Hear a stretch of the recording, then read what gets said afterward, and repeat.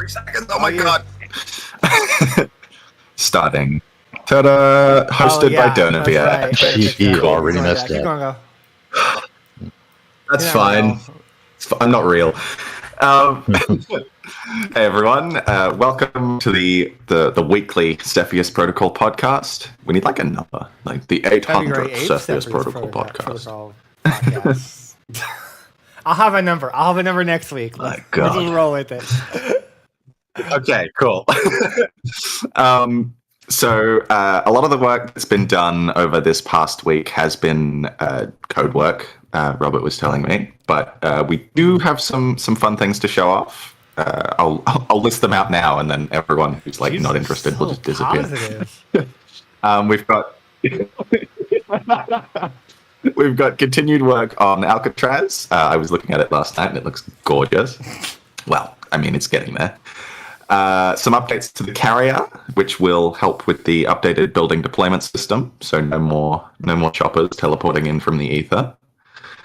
What is some look at some of the more basic areas that are being rebuilt, such as the formation system is now, assuming it hasn't broken since last night, it's now back and looking really smooth. It just worked. No one has the fucking talons out. It was working. And I was like, this is so nice. I was like, because I was talking about it last night, about like all the broken stuff in the past, and like watching you rebuild it, and I'm like, it's working, and it works so well. What is it? Some UI tweaks as well with the new. I mean, that's not. I don't think we'll have more than a big section on that, but the UI is looking nice and clean. Non-player units being selectable, so you can actually get an idea of like what the enemy are. I don't know. You can select an exploder and be like, oh, cool. Here's some details on it and its health and stuff. And then last up, we'll be going through some of the new models Michael has been working on. Yes. They had, what was it, Scientist and the new operator model? Another operator, depending on how things go. And because right now he's getting ready to move over to the civilians. And I was going to mention that during this, and that way I was going to do a ping later tonight. But we'll get into that. Where do you want me to start? Yeah. We will. I think. Yeah, and then last up, we'll go through. You were talking about some of the continuing work that'll go on, and then sort of what's needed before launching a multiplayer test and stuff. We're starting with Alcatraz. So essentially, Efren's been working his butt off to essentially get Alcatraz populated and filled in. It's still pending some final approval from myself and Chris, but it's started to become more filled in. Essentially, he's just been kind of like setting it up, kind of getting it as a base of operations. Last week, we showed like a side-by-side of essentially how the island looks in relation to like our depiction of it. And he's been doing a lot of work. I mean, the carrier is so intimidating in terms of its size and its scale. And essentially just kind of filling in. If anyone's ever been to Alcatraz, this is pretty damn close. I went there for a day tour and a night tour, so I can get a sense for like Chris's book. I get a sense for the campaign, or just generally like how this place is as an environment, and just generally what we have to work with to modify as the starting base. And Efren just took it and he ran with it, and he's been doing a very beautiful job just kind of bringing over assets from legacy Cepheus protocol and populating it. And if you look at videos and pictures of Alcatraz, you'll see that it's starting to get pretty damn close.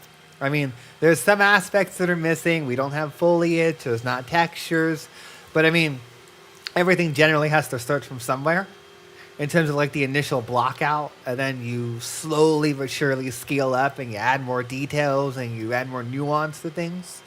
So you can see like there's a lot of detail. And here, what I'll do is I'll turn on slow-mo 5 so I can get around a little bit faster. And you can kind of get a sense of like, yes, we're going to have the LHA-6 there with the aircraft carrier there. Just as something you can kind of see in port. I know that Dimitri was kind of talking about potentially making it where the operator could walk around inside. And I'll show some of the interior stuff that he's been working on for the Sky Crane deployment in a bit. But essentially, it's there because there is an interior to for the aircraft carrier for being able to launch jets. And he did do a very intricate modding. What's the word I'm thinking of? Oh, I'm having a brain fog. Modeling / rigging Modeling. approach to it to basically get it all situated, because that is a beast in terms of just generally the complexity of an aircraft carrier and all the moving parts, and having it to where the hovercrafts can come out the back, and then you have the actual helicopters coming and going. So you can see, like, yeah, here's his little setup he's been doing, kind of getting everything situated. Again, I'm fast forwarding time for the sake of speed, so this is not the normal play speed. This is not normal. This isn't And normal. the idea is that, like, some of these assets are blocking. Like, some of these, like, those tents will potentially add more tent variations in final. It's just blocking the space so we understand the dimensions and whatnot of, like, what we're trying to accomplish.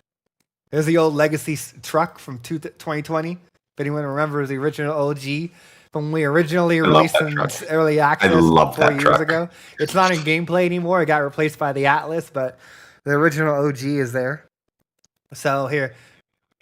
So MTV let me go gang. back up and I'll show you guys what else he's been doing. There's a tree here in real life, and that leads up to the jailhouse.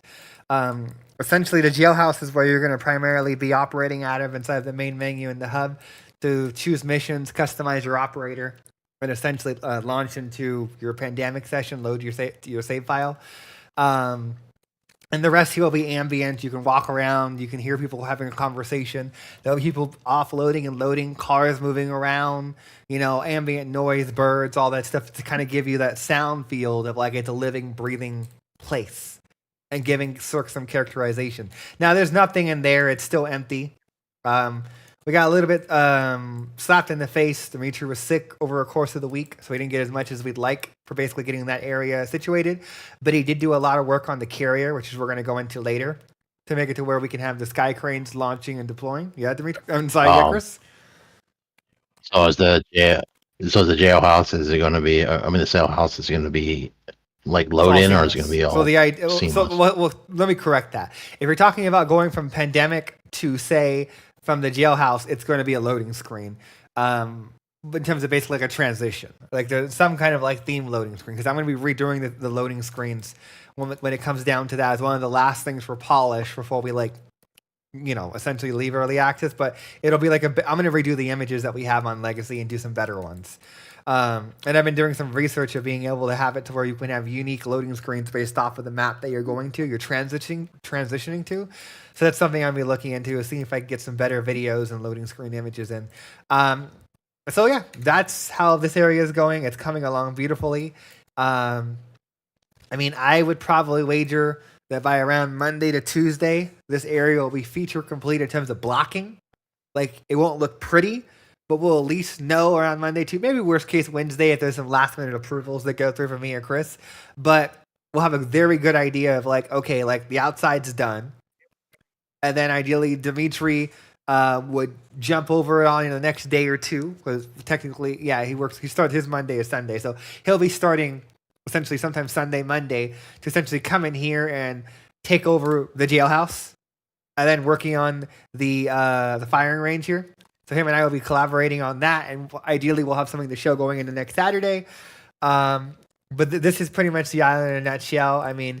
Efren did a really good job of just kind of filling in all the side areas, so we have a lot of area to work with in the future, and you guys will have area to work with in the future for RTS, because you figure you're going to have a version of this in the open world, essentially. So that area, this is called the, I know I keep recapping this, but people don't come to every single podcast, so I just want to make sure I give this idea across, is this area here is going to be empty in the RTS version. So you're going to be able to come here and build wherever you can fit structures, wherever you want to place things around and whatnot. And the idea is there's a version for the main menu and there's a version for RTS. So right now, this is the main menu version that's lived in, that's populated. That's the canon circ, per se, that falls in line with the campaign. And then, obviously, what you come here and do is your own business. And yes, you'll be able to dock and, bring your aircraft carrier in the bay and everything else. I don't know if we're going to have any kind of gameplay elements here. It'd be interesting to have the island get invaded on the main menu. It was something that I was brainstorming recently, but it's one of those things where like I'll have to get with Chris and figure out what we do there because I think that'd be funny. But I'm a dick. So anyhow, what are you gonna say, Winner? Oh yeah. No, nothing. So I just again, chuckled. what's the next thing on the agenda you want to get into? RTS or the carrier? Okay, so the carrier technically. The carrier. But essentially, I think. Let me see. Did he put it in here? Hold on. I have to go and look. Let me pull up his reports channel so I can see where I'm supposed to find this asset. Oh, Dimitri, you're in the channel. Where do I go to show them? Did you update the base blueprint? Dimitri's like, sorry, it's classified. Can't tell you. I'm checking his reports channel. Yeah, I'm updated. I'll update again. Maybe I done goofed up. No, I'm updated. I'm fully updated. We'll come back to that. You can double check that. We'll move on. We'll move on to the RTS. We'll come back. So we're going to talk about the formation. Moving on. And we're going to talk about the replication. So what we're going to do is we're going to go into the large RTS map. I'm going to load in. And I'm going to show you guys what we've been... Oh, wait. The navigation needs to build. Okay, navigation's built. Cool. So essentially, we've been working on the formation system. And it's just getting it all set up in terms of like getting it replicated. We got it implemented down here at the bottom right. The alignment's not right yet. We know that. It's more so we can just get in there and quickly just test it. We're going to be going off of the idea that essentially the formations are on alignment here, which is why we made the command bar a little bit larger. And we're going to be aligning it kind of like Age of Empires, where you're going to have like 3 or 4 areas just designated or reserved just for your formation. So you don't have to click on a sub menu. And there's already a preset key binding. Part of this time around, when we wrote the system, is we wrote it a lot more efficiently using the common UI that comes shipped with Unreal Engine as of like 5. I think they snuck it in around 5.0, and maybe even 5.2. And the idea is that essentially it gives us like a little hook and easy way of adding like really quick UI prompts and like radials and a bunch of other things so we can support Steam Deck, console, controllers. It just works. It's a framework is what we've kind of built this HUD this time around utilizing. And we're still learning it as we go. But essentially, we've just been kind of implementing that and just getting the formation set up and making it to where it's a lot easier to work with the system. And having like, abstract little classes that we just kind of break with better hierarchies and better planning this time around to make it a lot easier to work with. And essentially, like, here, I'll show you some examples. So if I go crazy and I show the navigation, so the green is the navigation. And the idea is that whenever you build a structure, it updates the navigation dynamically to let players know, like, look, I can't go in that area. So one of the things that I wanted to do this time around was make it to where the pathfinding and the building placement was more pinpoint accurate to what actually was going on in gameplay, and that it actually used the bounds more dynamically to make it to where like you didn't have to. I think Derek might have actually added a cost there. No, he didn't. So make it to where essentially the bounds actually were more accurate to the object, because that was an issue we had, is that there were a lot of generalizations that were incorrect in terms of how we went about collecting or basically updating the navigation mesh, which effectively told AI, you cannot go here, you can go here. And this time around, we essentially put a lot of time and effort into it on this base layer to make it to where the formation system was a lot more accommodating of making sure they understood break here. You can't stay together at these points. And then having minimum distance biases where it's like, hey, like you need to break your formation and then reform it like they're doing right now when you can. Because then you'd get... Well, because then you would run into stupid situations where little Timmy is at the fence on the wall, and little Timmy's like, oh my God, I got to go on the other side of that fence. But guess what? It's a 30-second run. So everyone else is walking, and little Timmy takes off running, and you're just looking at the circuit, and it's like, why is he running? What the fuck is going on? You know, and it was one of those things that it was annoying because when it happened, it wasn't that frequent, but it happened enough in gameplay to where it was just really, it was just frustrating because you were like, it would get you killed. Because then your units would essentially just be like, oh, hey, I'm going to take off running behind an object, and I'm trying to keep that formation no matter what, but I don't care if I get killed in the process. There's a bug right now where when you drag select, it actually grabs buildings. It's one of those little trivial things that I have to kind of go in and fix because drag selecting should not select buildings. But I literally got the building working last night, Friday at noon, basically. So essentially, like, there's still here be dragons, there's bugs.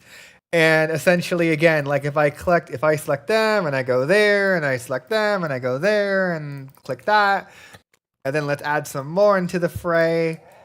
Then the idea is that they're all going to just kind of path by, go around each other and figure out what's going on so they can make the best decisions to get wherever they need to go. And that was a big thing. So me and Derek, I took the structures, he took the formation system, and we basically just kind of hashed it out and back and forth to kind of get it all ironed out. And it's looking pretty great.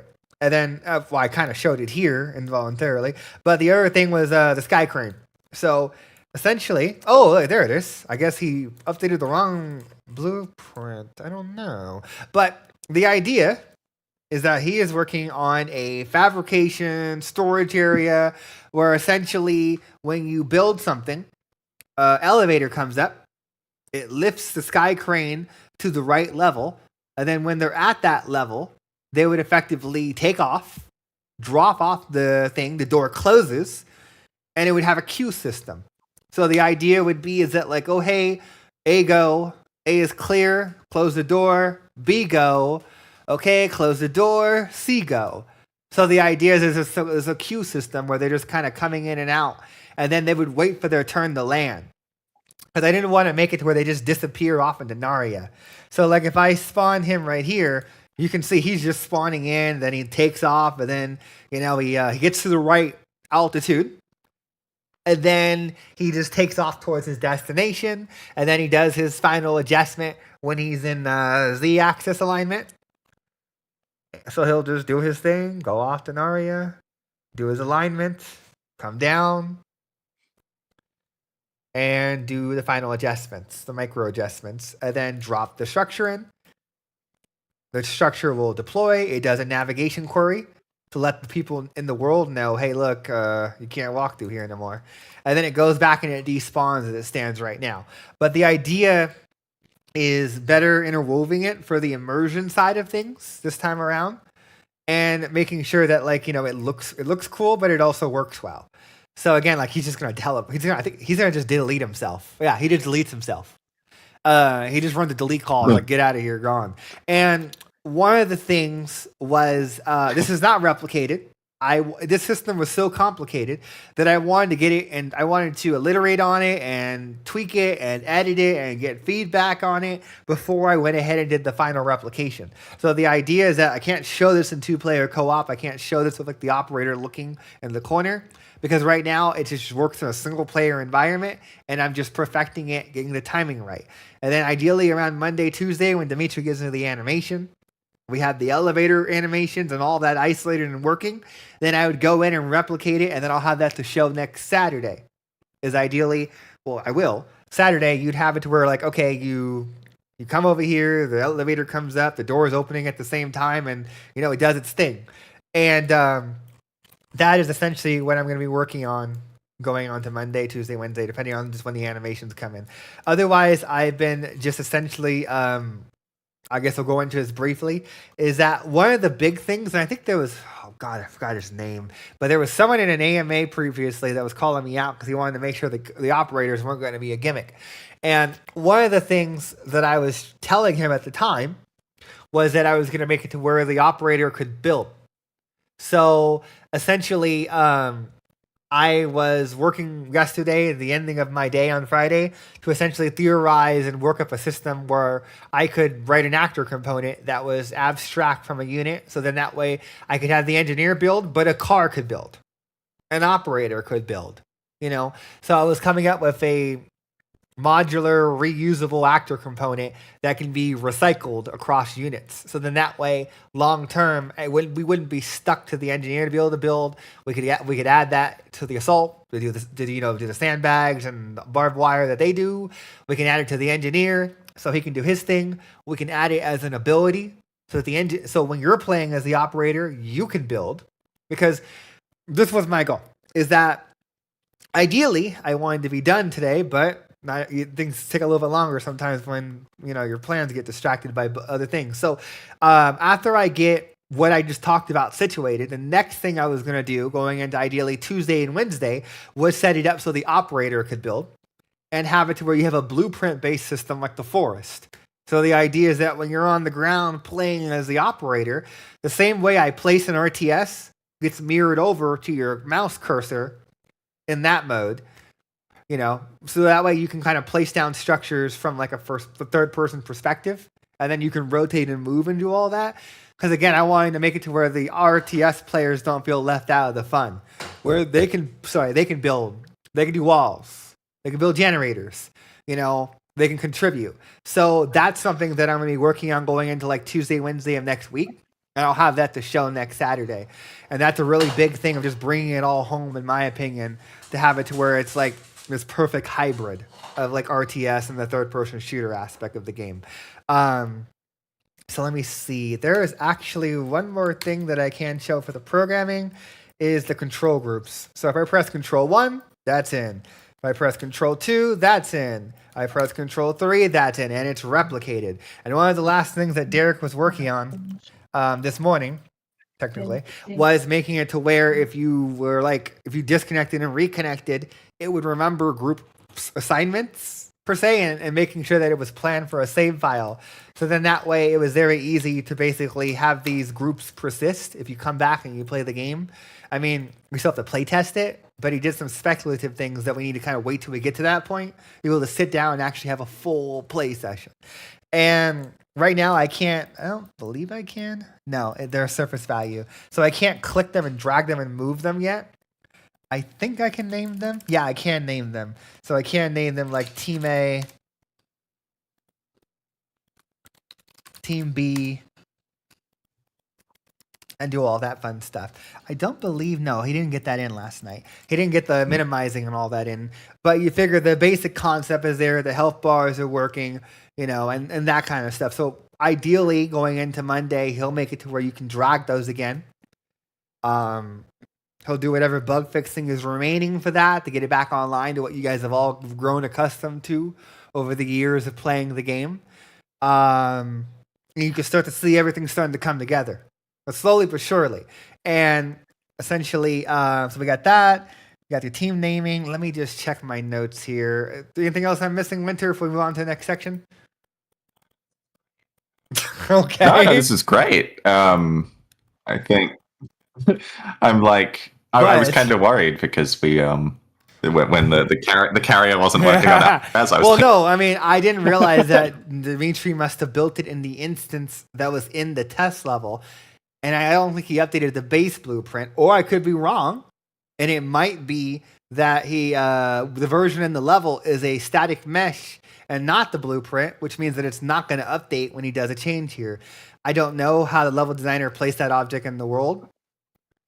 Oh, we have the wrong one in the Alcatraz? Okay, so it's... He's typed. He says... Okay, I'm just wrong. I'm just wrong. You're just I'm wrong. going to go cry myself to sleep.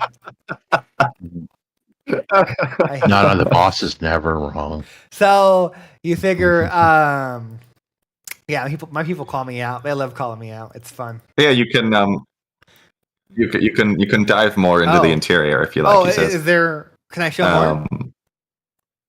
Oh, yeah, should I switch to the operator? It'll be easier, Dimitri. Like how integrated are we going here? Oh shit, you went fucking balls to the wall, crazy. Okay, hold on. Yeah, let's do it. Okay, what I'm gonna do? Copy.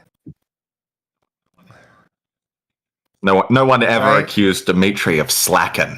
Okay, so what we'll go into the test map, and we'll copy little Timmy into there, paste that into there, and then someone asked it earlier.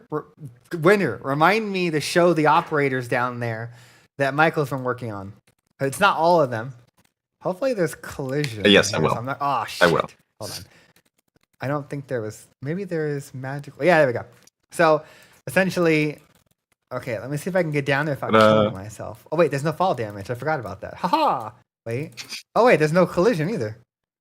This is awkward. Okay. Well, there is a collision technically, but it's not the one we're looking for. So essentially, I guess this is. Hold on. Ghost. I'm a ghost now. So essentially, I don't know too much information about this because this was given to me literally this morning, technically a bit ago.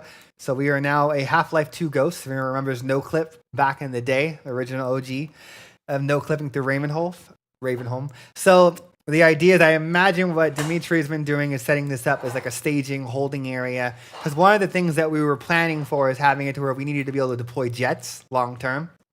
So essentially this was like the loading elevator there. And then the other loading elevator there, like the ones that basically you use to offload and load onto the island. So these are like empty, like you could say dev rooms on the aircraft carrier that we're going to build up over time. I mean, you'll get to see part of it now with the sky crane tweak adjustment. And it will really kind of come out when we get to the point of doing like the actual jets that get like deployed and pushed up there. Well, let me see what Dimitri is saying. Yeah, I was just going to ask about that. Deck? Did he do the bottom deck? Yeah, where you get the amphibious landings at. So this one.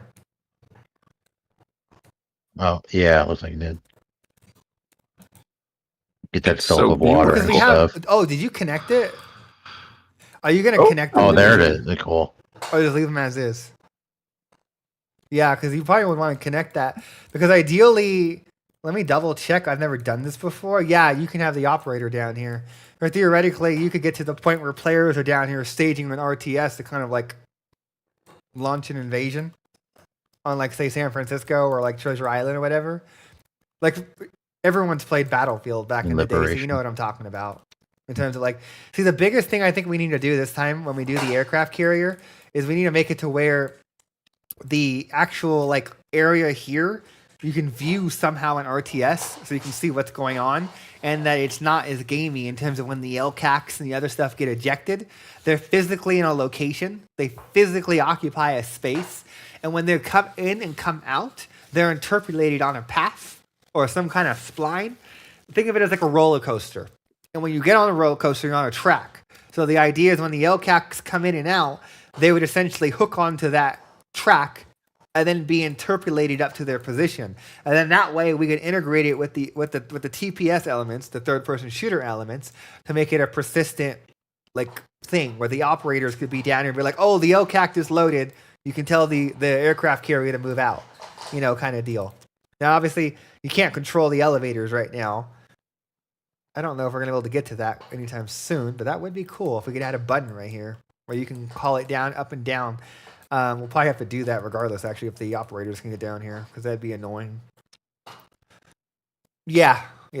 So, yeah, there's the fun stuff there. Dimitri's been basically pulled off of Alcatraz just to kind of help me get this situated, because he's the only modeler that can do this in terms of basically getting all this situated so we can get the aircraft carrier done, get the animations done for that loading and offloading, and then ideally when he's done with what I'm showing you right now, then he'll go back to working on the Alcatraz and do the jailhouse and all that. And I think it's going to look gorgeous because you can figure like it's already looking really nice in terms of the space and how everything is laid out. You get the elevator there. It's coming up. You got the doors opening and closing there. I think it's going to be a really immersive, cool thing. And then when we get the audio guy on board so he can come in and do his audio pass, it's going to be beautiful. In terms of thing. And like I was telling Dimitri, my only concern was that it kind of bleeds over into like the jets area. So we would definitely have to have like some kind of sorty system or whatever it's called, where like you'd have to have a go system where it'd be like, oh, someone's building something. We can't launch a jet right now. We can't launch a Predator drone. Because that was one of the things that me and Dimitri were going back and forth when we were like, hey, check the blue on the blueprint to close the doors. What's it called? What's the bool called?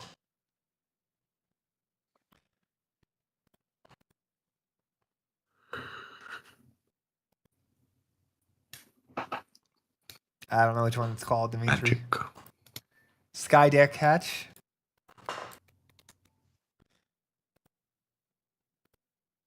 Oh, I think you're running something on it because it's hidden. Oh, hold on.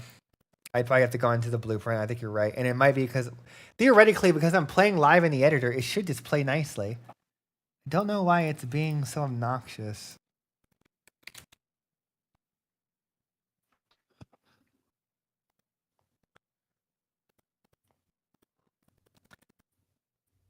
I don't know what variable you want me to change.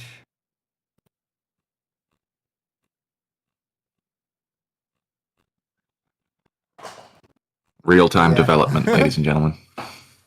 I know, but it won't let me change it. It literally resets itself every time I do. So that means that something's overriding it. See?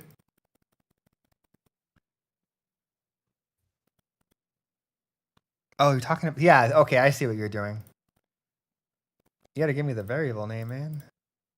Okay, there it is. Ah. Okay, so let me spawn in. Okay. Yeah, because that's how it looks without the well deck. So you figure, again, we're going to have to animate it, do all that stuff, and then set up the system when we get the jets later down in the future to have it to where they just know not to launch, otherwise they'll kill themselves. Or if they're landing, they know not to land, otherwise they'll kill themselves. Well, the Oh yeah, you're right. You F-35 can have takes the off Harrier, the vertically modern mostly. version of the Harriers where they can just land by hovering. So you're right. There's that equivalent as well. Yeah. So yeah, there's that. Aircraft carrier looks gorgeous from the perspective of an operator too. So that's really cool. The sense of Yeah, scale because really we made carries everything across when we nicely. modeled everything and made everything. Everything was always made to like a proper human skeleton. Like we didn't do our own custom like scale like some games do, where like some are too large, some are too small. So that carried perfectly over to what we're trying to do. Where like even for the open world, it carries over. It looks beautiful. Okay, so then what do you want me to move on to next, Winner? What's on the next agenda? What's next on the agenda? We should probably Excellent. take a few questions from people. Actually, I didn't do that. I Oh, didn't do that for actually, the one first more thing. I got to show section. the operators for that one guy who murders me. That one guy that mentioned earlier in the That one general guy. chat on Discord. Oh, yeah. How have vehicles? Nothing. Have any work been done Give on me vehicles 1 yet? second Someone and was I will asking answer. about formations and vehicles. So yeah, I think that'll be. So essentially, that'll be for the. we have for this. later. I forget their names right now. Victoria. Hold on. I'm terrible at names. Alan, Kira, Veronica, Cassandra, and then Winters. We were basically. I was talking to Michael last night about this, but he put so much time into Kira that it makes everyone else look bad now.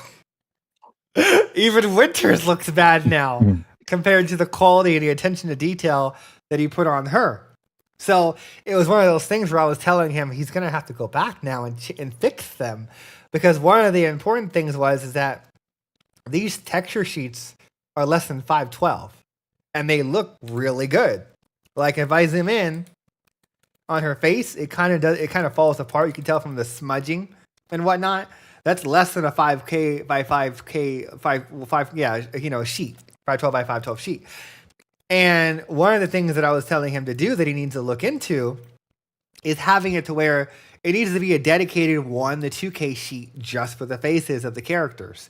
Because right now, the problem is that our characters' faces, everything is so hyper optimized for the textures that the face and some of the body and some of the clothes are on the same sheet and they're not isolated. So it's a 1K sheet. Sorry, it's a 2K sheet, but they have a very small canvas size on that sheet. So he's going to be doing that to all the characters before he works on the civilians, before I approve this, and essentially going back and dedicating a 1K sheet minimum to every character that has a face profile, that has a lot of facial detail. So then that way they look more photorealistic. And then we can use SSS. And we can use, all these more enhanced, sexy looking ways of rendering skin and faces. So then that way you can get like Black Desert. You can get, First Descendant level of quality of characters.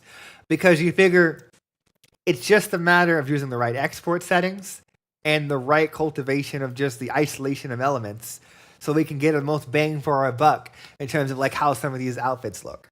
Because like one of the big things that we were doing this time around is that we were worried about the bloat of the project, and we don't want to be Call of Duty where you're taking up like 300 fucking gigs. So one of the things that we were looking at was, our size map. And I'll mention that very briefly, because if you go to a size map for a character, she's 132 megabytes just for her texture, her skeletal mesh, and how much she takes up 100 in RAM. But of course, this is min map. This is cached. You don't always use exactly what you see based off of LOD and a bunch of other outside factors.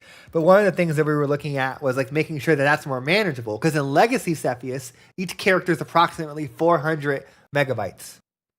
And then it's mid-math, and it's ran through a bunch of different things that basically mitigate that. So it's one of those things where like you can't even tell that in Legacy Cepheus. Each character is roughly around 400 megabytes. And they look gorgeous. It's like really good. Like some of the newer models that came in towards the end, like the Assault and whatnot, they look really great. And here, I'll show you guys really briefly. So if I go over to the ground infantry and I search for my skeletal meshes, and I put in the Assault, you'll see what I brought up with Michael early in the week, where, here you are. Where my concern was is they don't, with that level of optimization for their textures, their gear kind of smudges together, per se. Like what, is that the high res? That might be he might have already changed it. That motherfucker. Yeah, he's fast. God damn it. So he already kind of changed some of it. But hold on. Let me see if I can find. That's what I mean. These guys are fast.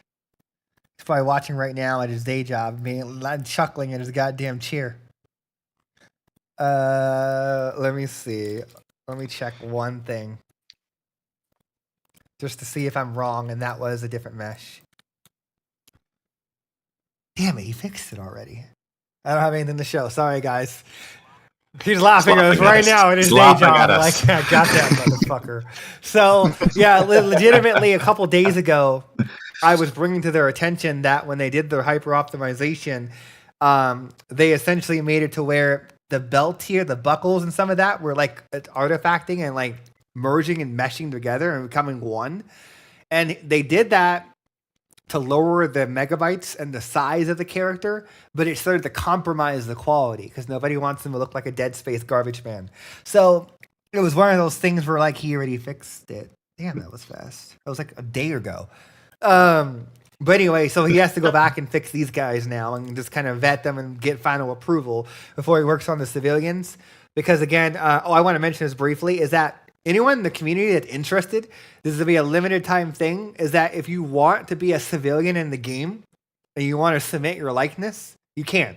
So I'm going to have like a form, like a form I put up in the next like week or so, because Michael needs faces to like populate the city, make militants, make raiders. So the homeless people that run after you. Just keep in mind there's going to be an infected version and there's going to be a civilian version. So if there are people in the community that are interested and want to be a civilian, I'll be putting that form up soon. I'll be putting a ping up in the next week. And then that way you guys can submit your photos and we'll basically take your photos, scan them, and make a real life version of you and put you in the game. Just keep in mind you're going to be shot, stabbed, murdered, all the horrible things. So just keep that in mind. That comes with the territory if you're going to be a character in the game. So Yeah, you'll be literally You can commit committing war war crimes crimes with on them. yourself. So I don't know how appealing that is to people, but I wanted to put it out there because Michael had suggested it based off of the program we use allows you to do that pretty quickly and efficiently and saves him a lot of time coming up with each unique face. So it's a volunteer thing. You want to do it? Fill out the form when I put it up on Discord the next week or so. So yeah, there's that. What else do we have on the agenda, Winter? Why? Do you want to like take us through each of the operators? I don't think we've actually looked I'll at do them it briefly. all Then we side gotta by do the side. questions. Actually, remember I interrupted you so long ago. Yeah. Anyone with any questions, just chuck them in the chat. Now is your time. YouTube, I'll start collecting Steam them on the Discord. Store, Discord. Hit us with your questions. Raise your hands. You guys can come on and speak. You don't have to be shy. For some reason, no one likes to talk to us on voice. Every time we leave a podcast, we're like, no one ever wants to talk to us on voice. I think they're afraid of us or something. So actually, it'd be easier if I just did this. I don't even know what I'm doing because like the perspective is limiting. And then this is not even all the operators because we're missing the two men. We have the two that Michael were working on that basically oh fuck. Let me find their pictures. Let me give some context while basically these guys are coming up with their questions. So right here, boom. I will open him. And then let me put that there. And let me not move that there. That's awkward. All right, so here's one of the new operators that Michael just finished in the last 24 hours and got approval. He'll be going into the engine ideally around next Monday-ish, potentially, maybe Tuesday. And then one of the other operators you guys have seen teased on and off. I'll show him briefly. And then we can get into the questions so we don't go off on another spiel. So let me find that. Hold on just a moment. Here he is. Let me go ahead and download that and I will open it. Guys, like this is like Resident Evil protagonist. So He's ready to save the world. One of his skins, aesthetics, I guess you can say. And because the idea is each operator gets 2 to 3 outfits, give or take how many we can fit in on the time schedule we have. So the idea is that there's 6 operators, 2 to 3 outfits. And that should be enough variation to get the ball rolling for everyone is the idea. So let's get into questions. And then we'll come back to the next topic of discussion. And I see a question from Soul Witch on YouTube. Let me take that real fast, Winner. And then you can pick one on Discord. So pick one. Get ready to pick one on Discord for me. So Soul Witch asks the question, but more maps. So on that topic, essentially after they finish working on Alcatraz and getting that main menu and that hub situated, the next initiative, the next goal is going to be working on San Francisco North, merging that with all of the previous content. And that is going to be what we're going to be building Pandemic Light on, where it's like when we do the pandemic mode around March to revamp it, reboot it, whatever you want to call it, during this phase of cleanup. We're going to be doing it on that map, balancing and doing optimization for that map. And that's going to become the final launch map that we leave early access with. I don't think it's in this test project. I'm going to show it really, really super quickly. I don't think we've brought that over. No, we did not. That's in Legacy. But I can open that super quickly. So that would be old Cepheus. That's the 5.5 version. And I'll load that up real quick, and then I'll show you guys in a second after that loads. What is your question that you have that you picked out when you're from Discord? Why open this up? Yeah, no one's asking questions here. They're too afraid of me. It's the Australian in you. The only question I got is one that while they do that, I'll pick another one from YouTube while the editor opens up from Legacy. So I got a question on YouTube on what are the plans on reworking the evacuation system. So I'm taking this in layers. And essentially, when we get to the point of working on Pandemic, a part of that is the evacuation system. The first layer is essentially I'm going to be sitting down with people and essentially, I guess you could say in one of these podcasts, before I officially start it, I'm going to want to have an open discussion and compare and contrast my concerns and my observations against the community. And some of the observations that I've noticed are I think Manor summed it up pretty well back in the day. Well, there seems to be a lot of noob traps where it's like certain combinations of options don't do anything. They're inefficient. And just also explaining and kind of streamlining the process that comes with a civilian evacuation. Civilian evacuation, on its flip side, on its head, is a really good idea, but not executed in the best way. Where it's like there are certain things that need to be moved around, like the DNA scanner being integrated into a structure. There are like aspects of like a glimmer of good game design. And then it's like, okay, that's too complicated. That's too hard to manage. That's too much micro. It needs to be like there have been people that have come on our Discord and drawn like examples and shown like what's the word I'm thinking of? Like processes of like intake, having them integrated into the wall, having like a central like access point people go through. Like I'm gonna be looking at those ideas and then melting them down and streamlining them with no bloat, ideally, to basically fix the crux of the problem. Yes, we know people want boat evacuation. Yes, we know people want airplane evacuation. That's not in the cards right now. That's more of like a long-term thing to look into. Right now, my priority is fixing what's already there, tightening up the bolts, and making it a lot more noob-friendly, I guess you can say, or easier to approach, because I see everything everyone posts online. And I see so many fucking questions about how confusing and how hard it is to do the civilian evacuation. Like, there is not a day that I link a YouTube video of how to do civilian evacuation from one of my live streams, where I'm like, hey, go and watch this first 10 minutes. It explains the whole process. That's shit. Like that, that's just bad game design. Like it's one of those things where like we made the system so complicated and so nuanced for someone to just jump in and interact with it that basically it was like, okay, there's a problem there. We need to revisit this. We need to look at this and we need to figure out what works and what doesn't, and have a dialogue with the community, and then come away with our conclusions or our observations and go from there. Because you figure it's just one of those things where we need to just kind of wrap it up. And I've been very transparent about that in terms of like, we need to just get to a point this in the next quarter, worst case if it bleeds over or going in a little bit in the quarter two, to where essentially it's done and we can move on to the campaign. Because that's a really big concern of mine, is we need to just rip the Band-Aid off and get this going. So there's that. I'm going to really briefly show it on my screen, then we're going to move back to the next question. So I see some really good questions about modding in the chat and whatnot. So it's great. I was like, yes, the questions are pouring in. Good. Just to clear up the room, because I know some people are new here. We had a sale recently. Not everyone's always comes to these things. Is that as it stands right now, you guys have been playing in the closet, essentially, in terms of essentially like the scale of the game that we had planned.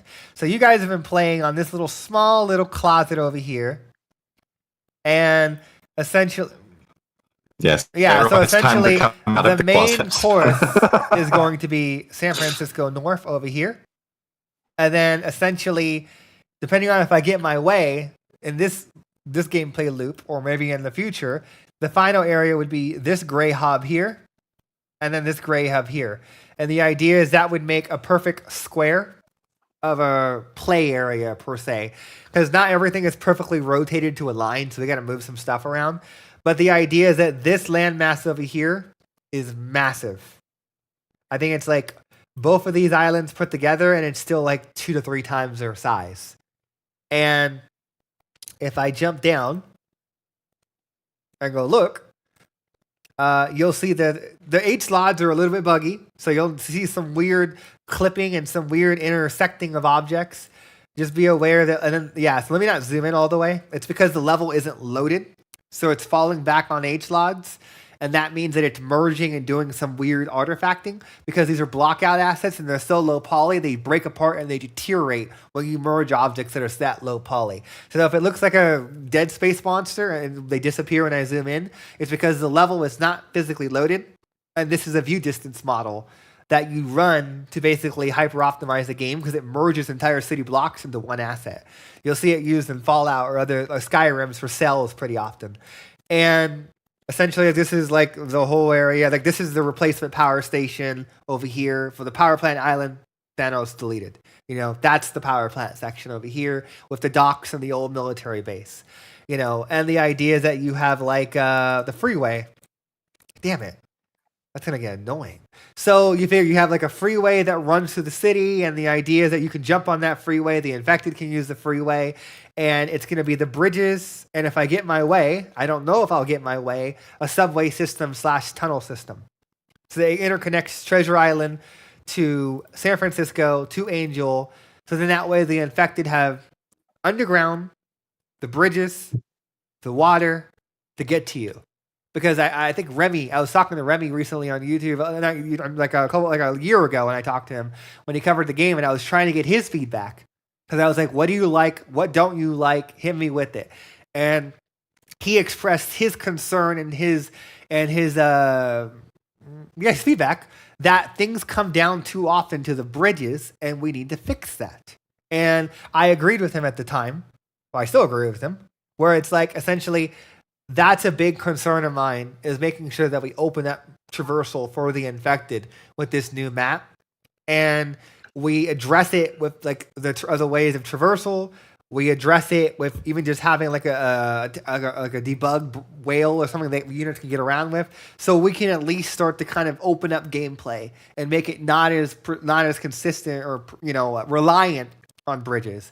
Because ideally, you're going to be able to destroy parts of this bridge. You're going to be able to destroy parts of the Oakland. This is the Oakland Bay Bridge. But you'll be able to destroy parts of, like, say, over here for the Golden Gate Bridge. So that's the idea. This is what we're building towards. The moment they're done with Treasure Island, they're all going to this. And then we'll join them on this once we finish the core gameplay elements. So we get, like, what am I thinking of? We get like the mini map, we get the helicopters, the chaos vehicles, the ability system, the weather system, the DNA dropping. We get all of that system working. We get all of that working on our test map that I shared a couple weeks ago.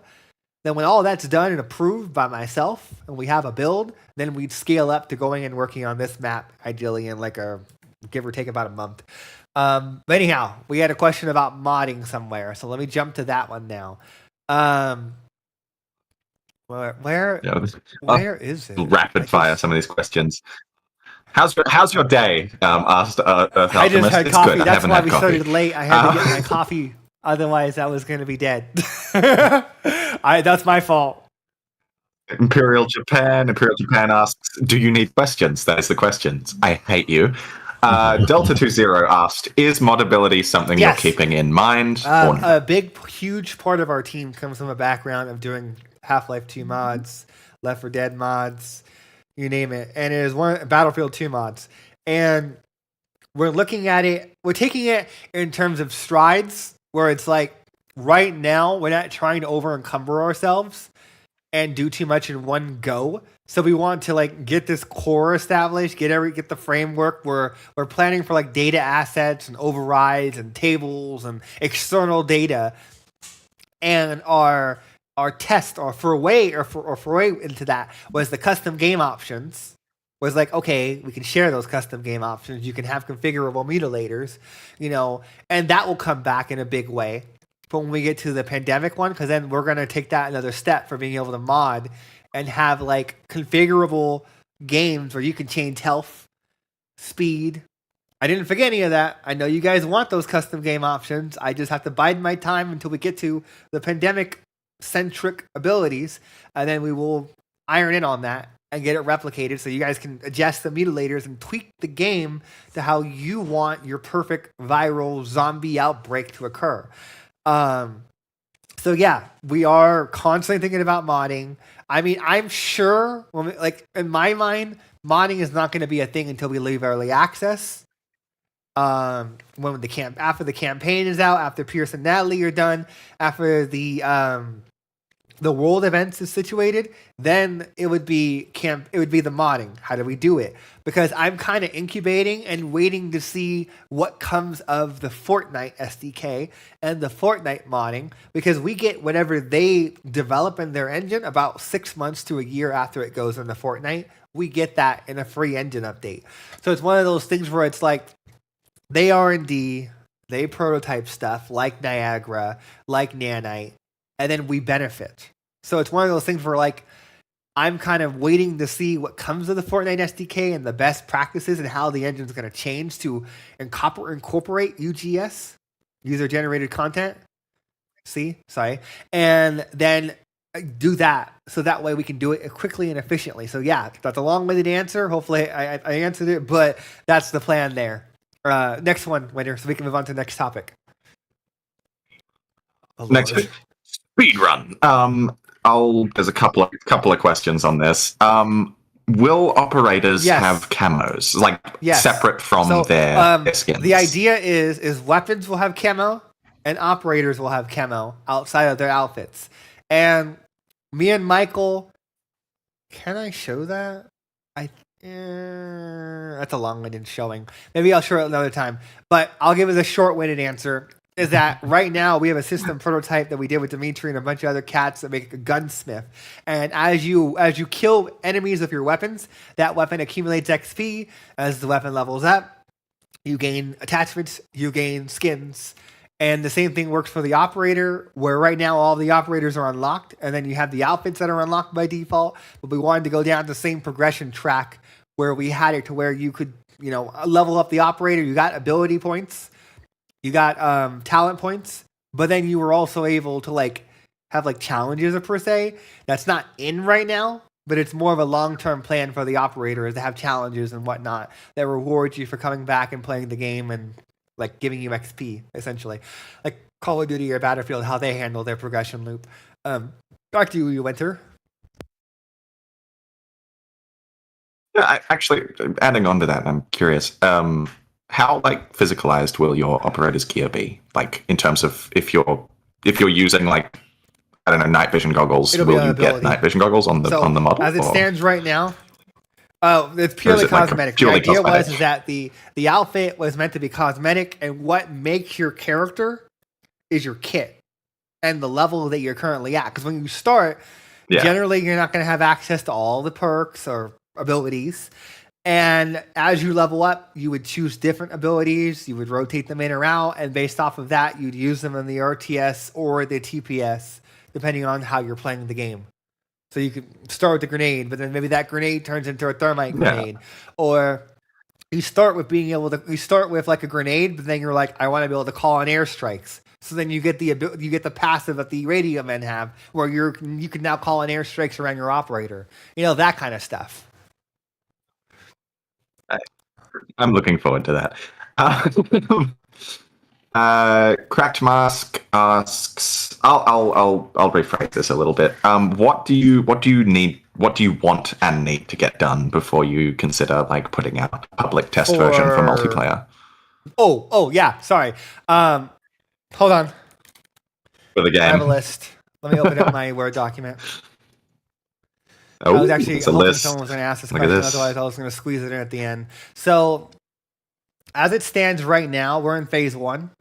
Phase 1 is essentially when it's completed, we can theoretically have a playtest. It won't. Let me just pull this over here. So, phase 1 is basically the core fundamentals of an RTS game that are shooting, grenade, fire in the air, basic abilities. The replication of the actor components like gas, ammo, resupplying, the mini-map, the ping system, drawing on the tactical map, layers on the tactical map, replicating the fire modes, the weather system, the core of the basis aspect of the game, excluding vehicles, airborne, it excludes the doctrines, it excludes the ground vehicles, the helicopters, the DNA, and the Pandemic Central mode. And that was supposed to be our first playtest. And ideally, I'm trying to work towards that in the next week or two. Because essentially, I was talking to Michael and Chris about this about a day ago, where it's like we're getting so goddamn close in terms of like having something where we can sit down and we can play it, and it's just not abstract elements with they're disjointed. Like, you know, like, oh, I can build. Oh, the unit can die. Oh, he can get infected. You know, like it's starting to all come together. And I feel like that's going to come to head in the next week or two, where it's like the things on my Word document here that I'm looking at are going to essentially like allow us to sit down with me and Chris and Michael and Derek or like Dimitri, because we need to have like people with different pings and whatnot. So we were definitely going to torture Dimitri to play some sessions, and we were going to torture Duravar and Winter. Fuck you, Winter, you're not escaping. To basically, because you guys are in Australia, perfect test beds for your ping and your lag. So essentially, the idea was is like that's what we were going to do internally. And then once we were happy with what we had internally, then it would be within a week to get it out to you guys. Because then at that point, I'm pretty sure people don't want to open the console and type in a console command to join each other. So we would have the only thing that would stop us once it works for us, because we'd be using a console command, is figuring out the Steam master servers and having it to where we can publish our list to them, and then you guys can find each other, like when you play Rust or whatever. So that's the general idea that we're working towards. So it's going to be like another week or two for us to get it into a point where we can play. And then once we give the go-ahead and we're happy with it, then it's going to be up to a week to figure out the Steam master servers and get some kind of digestible, easy way for people to jump in and playtest the game on this little small horde combat map where 4 players are fighting for their lives to protect a little platform, essentially. And that, again, that's our base level combat test. Let's do one more question, and then we'll get on to Chris's section, because I'm pretty sure Chris wants to talk for once. Yeah, he's not allowed. Well, Back to your corner. All right, I'll pick out. Jesus. I'll take a quick look. There's someone told me to get a cup of coffee. That's good. It's a little actually, no. I'm sorry. I'm sorry, Gamora. It's a little off topic. I might pick another question. Ice Money. While we were talking about modeling, Ice Money asked if there's actually if the answer is just no, tell me, and I'll ask Gamora's question. Ice Money asked, is there plans for like another art pass? Absolutely. On some of the Dimitri were buildings? just talking about that like a week ago.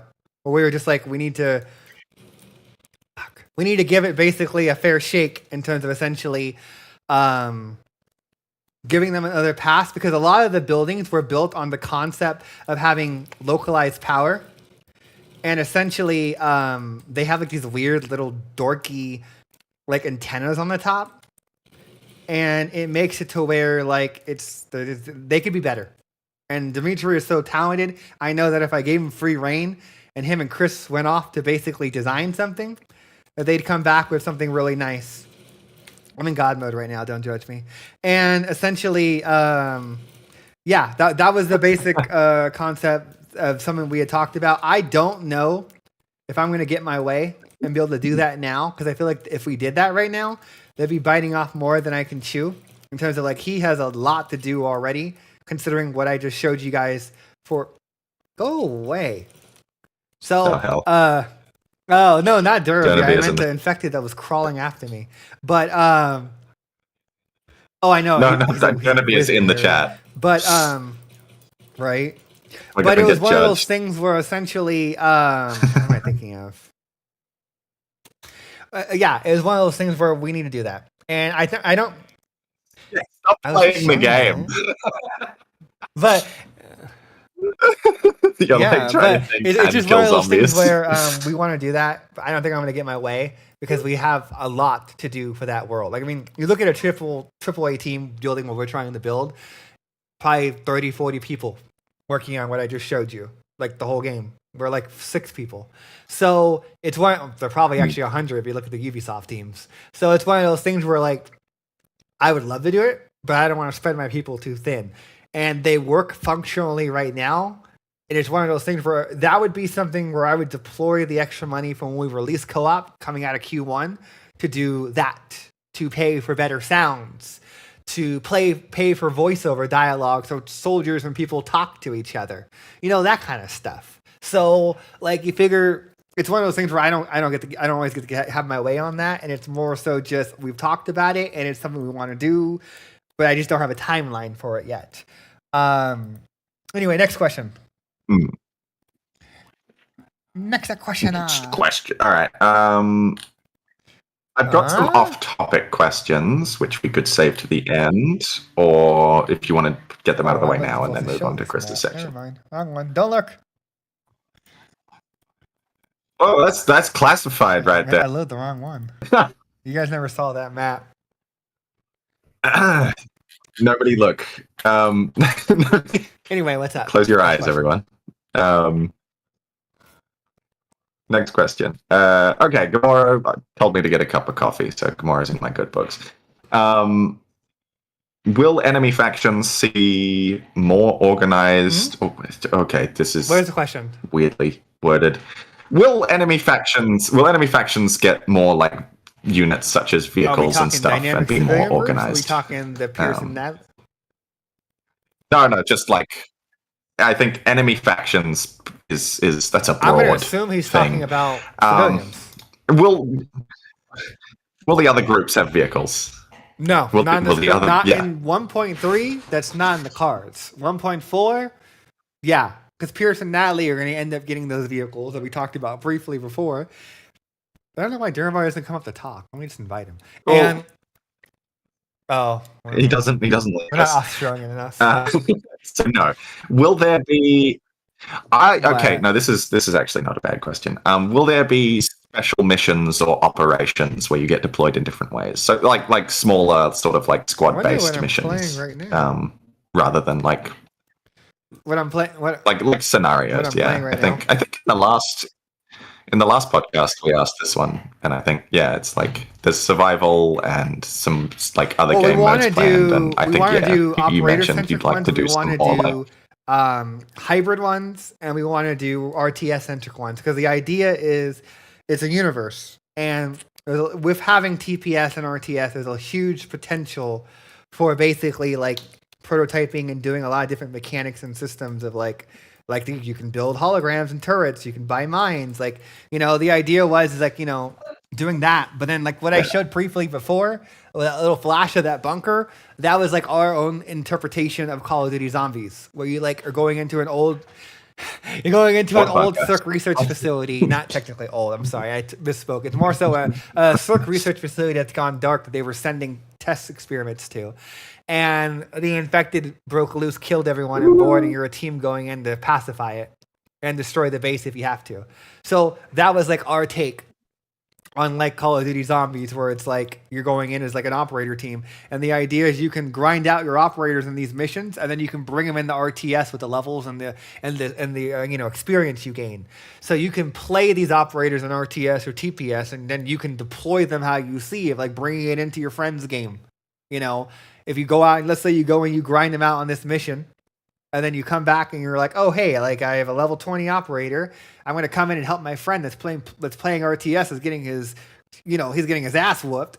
And you can build buildings. You can call in airstrikes. You'll be his godsend, his carry for the early game. Because he doesn't have to, he has a radio man and an assault all in one. I love it.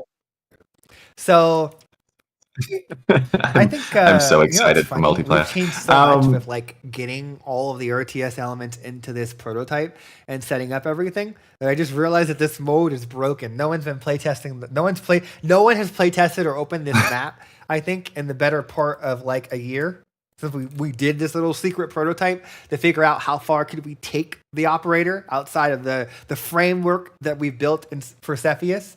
And we were like, well, shit, like. This is actually really fucking good. We did it in like a couple weeks. But the problem is that no one's actually touched this aspect of the game. That you can't build turrets anymore. You can't buy mines. Those turrets look like That was the original silhouette of those OG turrets looks turret great. from 2020. That was the turret that we used to It have. looks cool. I that like you could it. build, but the engineers could build, and they would. It was what the sentry guns replaced, and yeah, it was cool. But yeah, the waves don't even start anymore. I think I broke something because like literally this meat husk was a debug object. What is the scale of modding going to be? Like just like tinkering with like game settings, or like So somewhat the basic Crackmart asked, like the can we replace units? Like putting our own units in, adding different skins, or like as it totally stands right converting now, it to like Halo. based off of my understanding of the engine and how things are programmed, we're talking like changing out weapons, changing out stats, changing out character models, like that kind of stuff. Doing your own maps. Beyond that, we haven't sat down and prototyped it for like being able to make new weapons or make new classes. It's something we've talked about, but we don't know how to do it yet. We haven't put time into researching it and figuring out how would we do that. And again, this goes back to the previous question that Delta asked, Delta20, where it was like, I'm waiting to see where the Fortnite SDK goes. So then that way I can use that as a stepping stone of best practices in the engine to push it as far as I can. As it stands right now, what I mentioned is what we're planning for. And that's going to be something that's like after early access release, because it's going to be probably like a continual process of like, we do our pass, and then we invite some modders to come in and look at the SDK. They tell us what they hate, and we just kind of keep iterating until it's something they can work with. What were you going to say, Winner? You Excellent. somehow just like destroyed my brain. What year does Chris, Cepheus Protocol take place? Someone asked. It's like mid 2000s, right? Summoning. He wants to know what year the game takes place in. What? Ancient Rome. The whole time? I knew it. Yeah. I thought so. I mean, the hints are all there. I think that's a thing. Yeah. With Caesar. No, the game it's contemporary. So technically, right now the game takes place 2025, but when the game actually releases, then there'll be an official date. So, like, we hope to get it out fully in 2 years at the very least. So then that will be the contemporary date the official start date for the game. Cool. All right. Next question. Oh, YouTube. We've been neglecting them. YouTube. Oh yeah. Sorry, YouTube. YouTube. Sorry. Okay, so Ghostly asked the question: can we hope to get better third-person aim animations where characters actually look through the sights and scope? Hold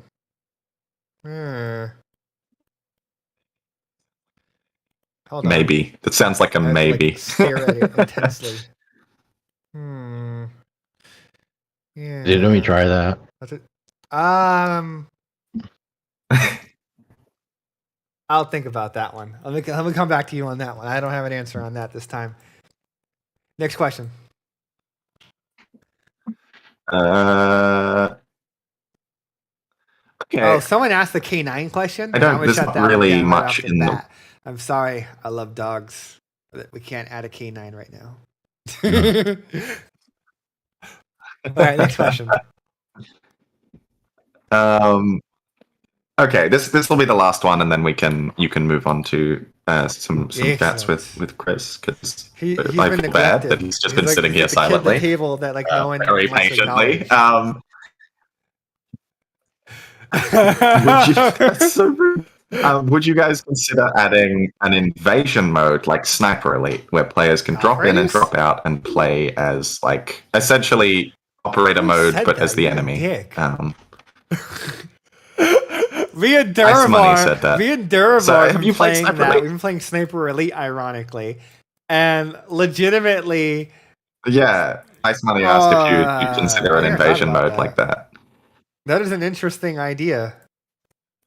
Or drop in as like an infected. I don't know. Let me think about that. I don't. Or like a classified faction operator to just drop in and cause a bit of havoc, and then when you die, you get booted out of the let me match. think about that, because Like it's Invasion. not a bad idea, but it's maybe. because like you figure It's a maybe. that's cool. We have so much going on right now. That's gonna go like in my little notebook. Yeah, it's a note. There's a note going down. Durbar, you kept killing me because All you're right. horrible. We could. When we played Sniper Elite. And then he'd get mad. Oh, he would get so mad because he'd go away for like 20 seconds.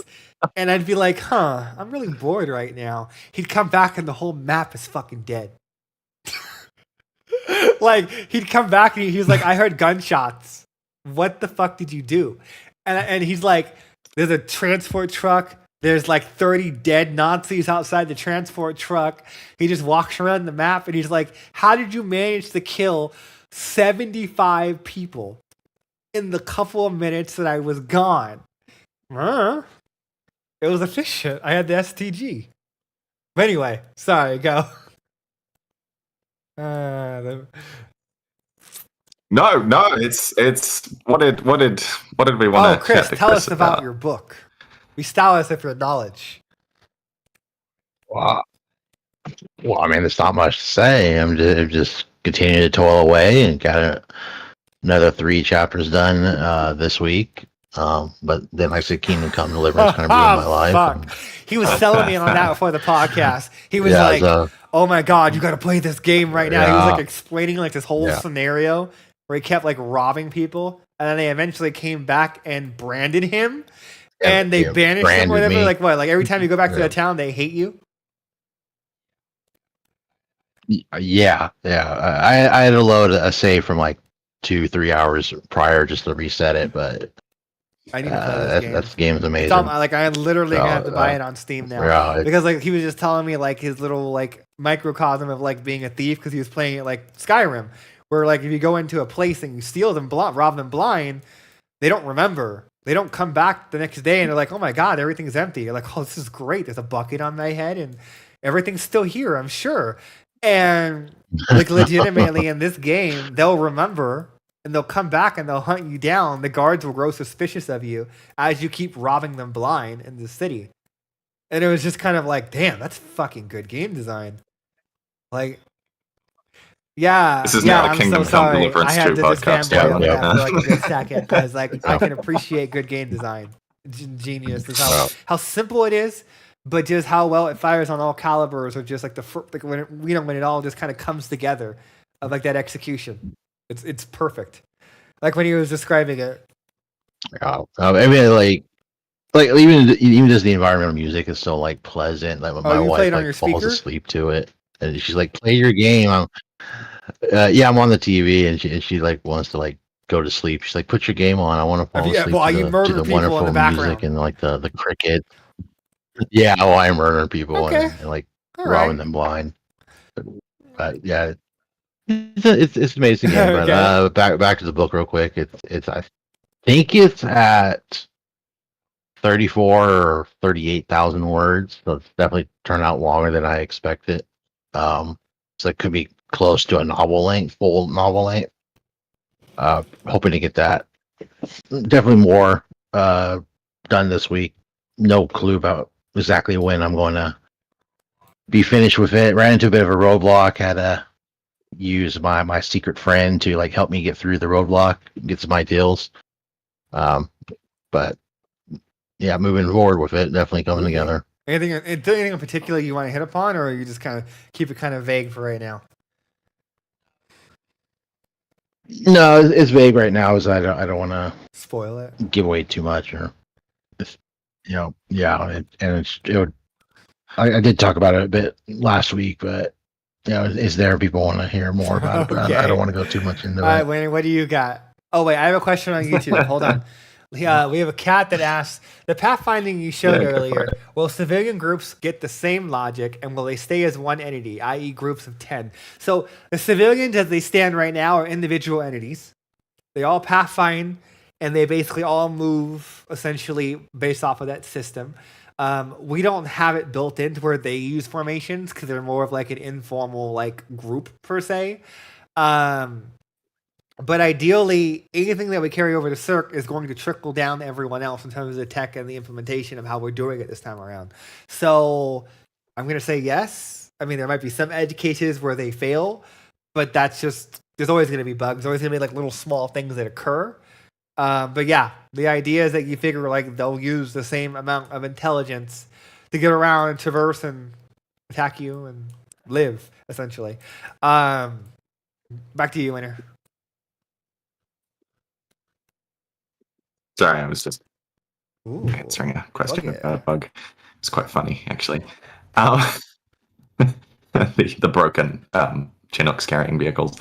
Somebody stole Imperial Japan's wheels when they tried to carry that's a a bug vehicle with the away. Niagara system that we're going to aim to fix definitely this time around.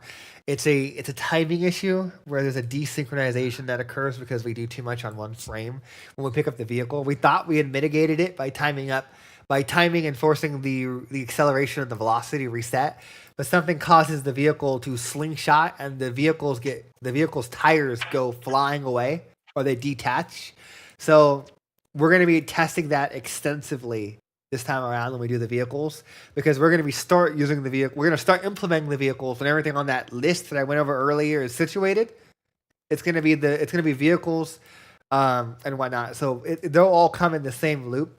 There's been some talk of potentially pushing the vehicles off a little bit longer so we can do the doctrines and the airstrikes, because those are really simple and hard to like not get done really quickly, and then potentially save the vehicles for the end of doctrines, because we know that is going to be what drags out the whole process with just vehicles are complicated.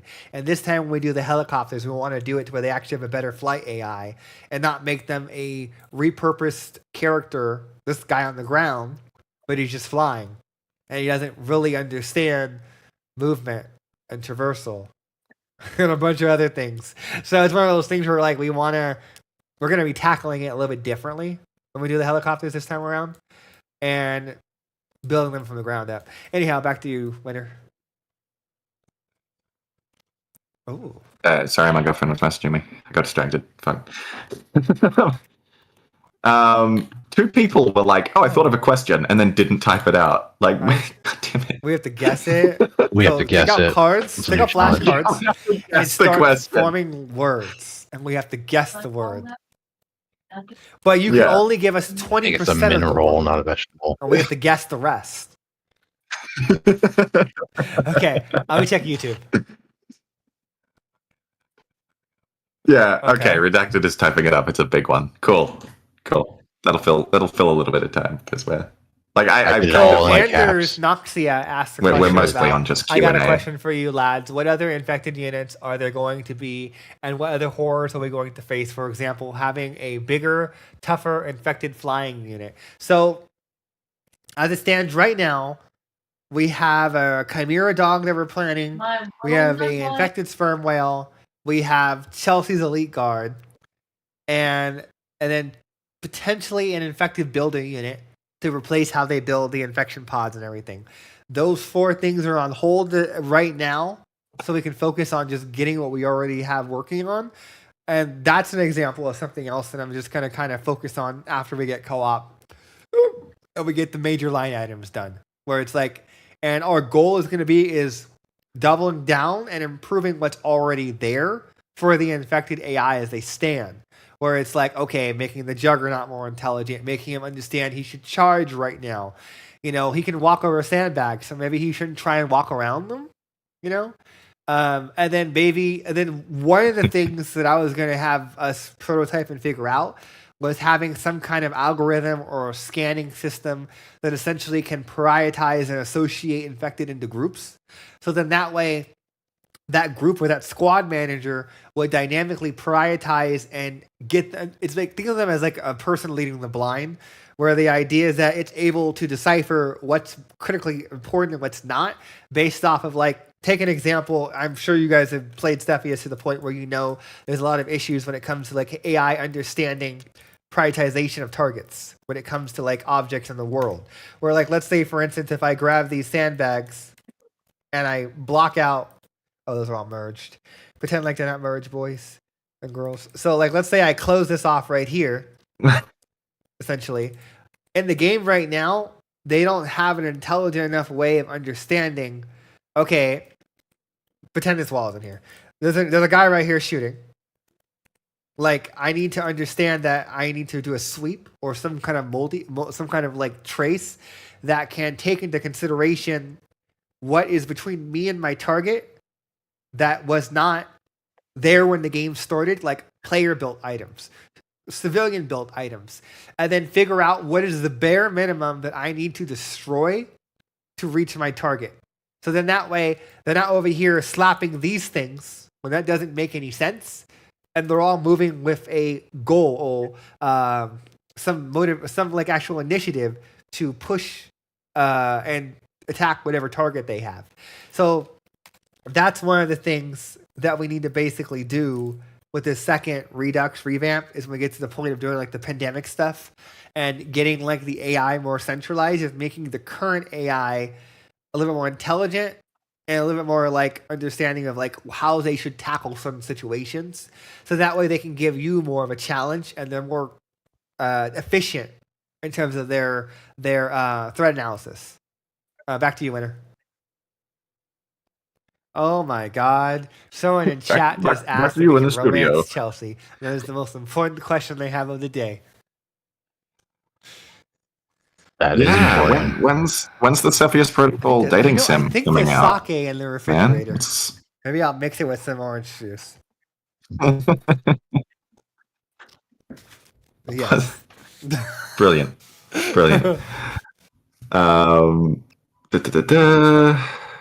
Will you be able to create vehicles on the Not carrier? this time. Because you figure No. me, Jesus Get outta here. Christ, that's my job. So right? And I wonder why people don't ask questions. Legitimately, the idea of the carrier is just for the ground infantry. I intentionally did that because I knew people were just going to camp and turtle to no end if it could just be a roundhouse, build anything you could ever need. I wanted to make sure there was still some... Yeah, I wanted to make sure there was some initiative to still want to go onto the land, build, do the socks, have a presence on the island for the helipad and for the motor pool. Anyhow, what else do we got? Because what do we have for the clock? Yeah, I mean, like with the okay. We've still got like half an hour. We're fine. What? Because if you want to put vehicles on the carrier, you can just use the elevators or like chopper them on. Yeah. Well, the hovercraft, right? That'll be able you can to take the load up some vehicles to a beach it, load up units, and then go back to the aircraft carrier and unload them into the elevator, and then move the elevator up, and then bring them onto your deck. That's how it works in Legacy, and that's the same way it's going to work in this new revamp. Will I be able to like stand on the bridge and play as like the captain and be like yell at people? I don't think there's even an interior on this. It's outrageous. Oh. Shit. No, you can't. There's an interior, but you can't. Oh, there's no collision either. It's not real. It's all an illusion. There's no collisions. Yeah, you can't even get on the carrier. It's fake. The carrier's made of cardboard. Oh my God. There's no collision on the deck. Sorry. Yeah. It's a psyop. Is there plans for more base decoration options? Shit. No, it's more so just... I don't know when I can fit that in there, because I know Terminal has like a master thread on that I send everyone to, and it's on Discord, and it's basically one of those things where it's like, hey, like if you have feedback, if you want to suggest a structure, put it in there, and I'll take a look at it when we can do it. And my thing is that I don't want to just throw in a bunch of shit and there's no gameplay purpose. Like, she had a radio tower, she had cargo containers, she had like other miscellaneous things where it's like, if I'm putting in cargo containers, you're using those as walls, you're using those as gates, where it's like you could have like a little door that opens there, a door on each side, and then you can have like people come in and out, and it's just basically you can't shoot through it, but maybe it has like 3 to 5 times the health of a normal wall. Like, I don't want to just throw shit in there just for the sake of it I need to have the time to think about it, have the resources to have my people execute it, and do it in a way that enriches the gameplay and adds more value to the whole thing. So that's why I've kind of procrastinated on that. That's why I took out Pierce and Natalie when they were put in originally a year or two ago in the base Cepheus, because they were a gimmick and they were just reskinned civilians, and I don't want to do that again. I'd rather make new mistakes, not the same ones again. You know what I mean? Like, you're always gonna make mistakes, you know. But it's like, I don't making the same mistake again and again is the definition of insanity. So it's one of those things where it's like, yeah, Okay, that's fair enough. I because we've got a few decorations that now. was like my crates compromise to and, kind of see how they felt and what they added to the gameplay, and I love them. I will say I do like those. It's fun to just like when you've got some downtime and you can just decorate your base, But make it look pretty, take some they screenshots. show a systemic issue in our game design of how the AI handle them, and it's one of those things where doing that and building too many of them can actually break the game, where the infected don't know what to do anymore. Because, like, this is a hard thing to fix, is that when you have a game like this and you have like a dynamic world where you can put objects in and you're constantly adding and removing from the navigation, it increases the likelihood of something going wrong. And in their case, like I mentioned previously, they don't know how to get to you. They don't know how to prioritize targets. And so it's one of those things where it's like, I want to add the nuance of having those objects have gameplay value, and then B, have that system baked in so they understand what do I care about this wall? I made the opening right here. I'm going to go to that opening and kill the guy that's been shooting at me, instead of trying to attack all this other frivolous stuff that doesn't help them achieve their goal. Anyhow, yeah. So yes, it's just, I'm stalling, and I'm going to keep stalling until that system is in for the walls. Well, sorry, for the better AI, and I can do the rest. Okay. Yeah. No, that makes sense. So it's like you're holding off on expanding decorations until you're confident the AI can handle it. Excellent. This is wild. Redacted here sent like a whole ass game mode suggestion. Okay. I'll break it down. Game mode concept: Island Liberation. A random island, similar to the small one on the main map. Honestly, unsure what it's called. It's Treasure Island, right? Has been completely overrun by the infected. Completely. It's Juggernauts and other special infected and other high threat entities are on the island, and the infection level is extremely high, meaning there's a significantly greater number of Juggernauts, bats. All right, lots of special infected. Okay, the game mode idea is that you have a limited amount of money like before you start, and you build sort of your force to attack the island, and then you deploy with that force and have to complete objectives to liberate the entire island using only the units and resources you've started with. You are only allowed to. All right, there's little. This is great. I love this, man. I'm probably not going to go into all the little tiny details you've written down because they're great, but I'm like, you're only allowed to build one factory. It's a weird caveat. Oh, okay. I'll read it and I'll come back to it later because I don't know if I can decide on this right now.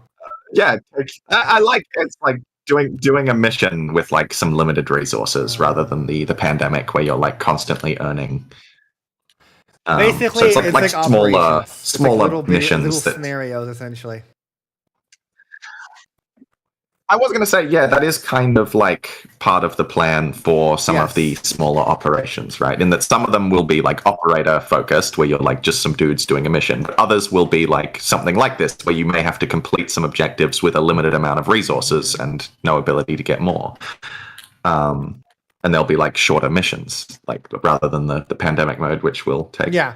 Well, again, it's one of those things where it's like we're taking that in like again layers where it's like I need to get everything that's planned already, and then at that point I will consider other game modes and alternate starts because we had a lot of ideas. We had an idea for the operators where you and your 4 friends randomly just wake up as civilians, and you have to escape it in 30 minutes before they drop a thermomatic bomb on Treasure Island.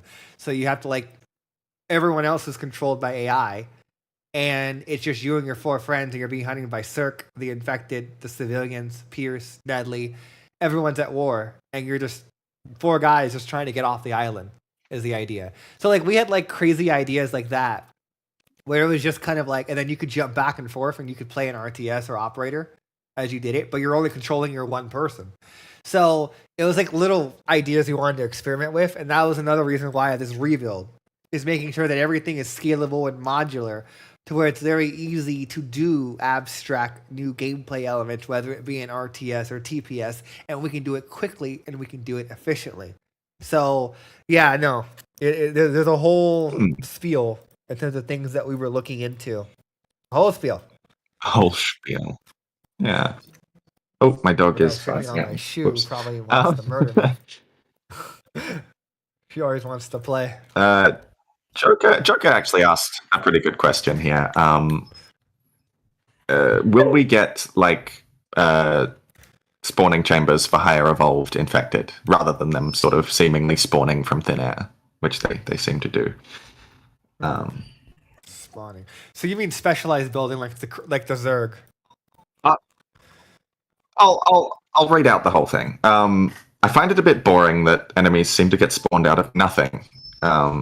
They evolve from normal infected to higher evolved ones, and especially for operators, something like a special mission to target to stop the infected from getting too powerful That's something that me too and fast. Dimitri have talked about, where the strategic resources. Yeah, where so if you take some zones or some things, he wouldn't be able to manufacture or build like the Juggernaut or the Leviathan, because there'd be intrinsic value in some zones. Yeah, I think also like specifically like having, so rather than like a Juggernaut just sort of like what's the word, like an egg spawning in and An then incubation time. spending a while gestating and then popping out, where Where's it's like, this question? we're actually, damn it, my dog. Is that We're Joker? actually, what was that? Oh, That's the yeah, most okay. recent one. That's the most recent one, yeah. I gotta pat my dog, or else he's gonna yell at me. I think it's a good one. I think it speaks to a general more like giving the infected more consistency in the way that they work, rather than having just like enemies pop out.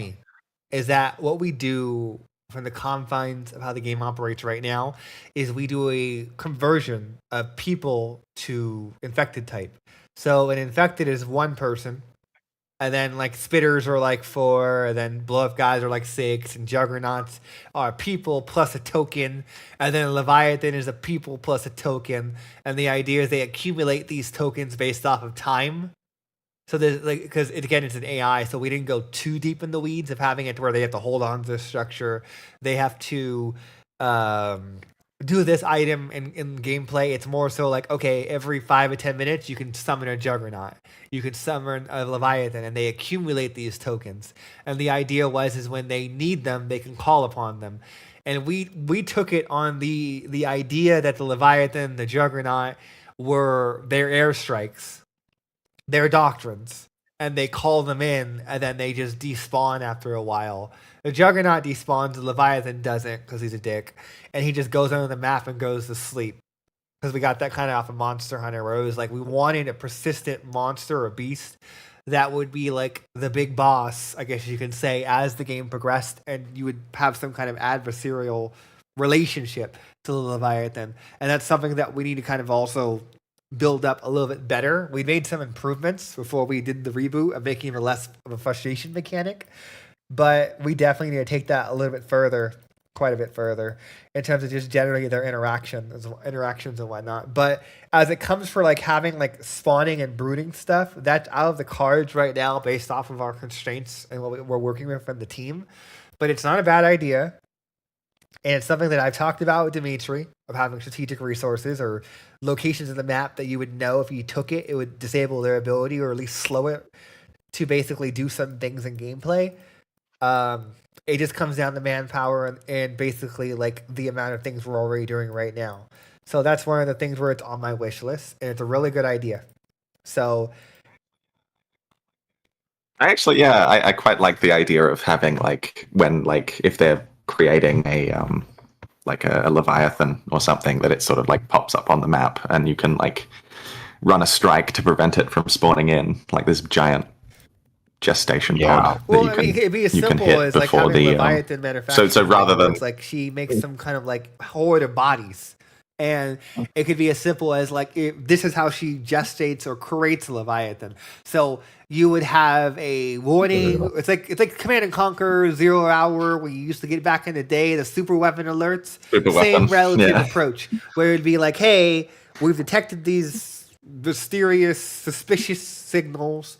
Whatever, and you need to go in here and investigate, and then you would find out she's gestating or has like 3 or 4 manufacturing facilities for building 1 Leviathan each, and then you could preventively take them out instead of like having it to where it's happenstance where they just, you know, fucking Kool-Aid Man pops out on the floor and you're like, oh, she has Leviathans now. You know what I mean? Like, there's no, I get where he's getting at, but there's no of evolution. There's no escalation. There's like, you know what I mean? It just kind of comes out of nowhere. And right now it's very artificial in terms of like, okay, like they have juggernauts now, they have leviathans now, and right now it's time based and token based. Where like there are systems built into the game where she's not allowed to summon juggernauts unless they're a lieutenant's private guard. So there are exceptions in the early game where like juggernauts can't show up and break the game rules if they're assigned to a lieutenant or Chelsea in the early game. That will stay. That will be progressed or expanded upon, you know, as we develop the game going into this like spiel. But like, yeah, there needs to be a little bit more nuance there. I can agree with you there. But again, it just comes down to what we can do in this moment. And it's something that we'll have to come back to in the future. What else we got? Yeah. So I'm just sitting here playing co-op right now. Oh, we got like 10 minutes around information to give people something to look at visually. Probably multiplayer. Look at the live multiplayer, everyone. Oh, where's the engineer? Actually, I think little Timmy's over here hiding. No, I think. Oh, you know what? Someone deleted him. Here's a question for Chris. How does the virus spread? Okay. That's the $1 million question. Don't really know, to be honest. I mean, that's science. It's science. The virus spreads through science. I mean, we've kept it kind of loosey goosey because you don't want to like be restricted to like, you know, one way to beat it. You know, we have like the gas towers, so as more gas spreads, it does start to infect other forms of life a bit easier, such as birds, and you know, we originally had other animals, and we'll bring those in later. And then there, of course, there's the physical, you know, when you know, in effect, actually gets a hold of you, and then you know, they bite you, and so you get transmitted that way. And then there's Chelsea can like more specialized mutate it. That's how she can create like her lieutenants who have a little bit more autonomy than the standard infected and human specials. So she has more direct control over to how that aspect of the virus evolves. But yeah, we never like set like one solid ground rule as like, you know, you become a vampire because Dracula bit you type of role. Huzzah! There we go. There you go. Science. Love it. Also, everyone has terrible trigger discipline.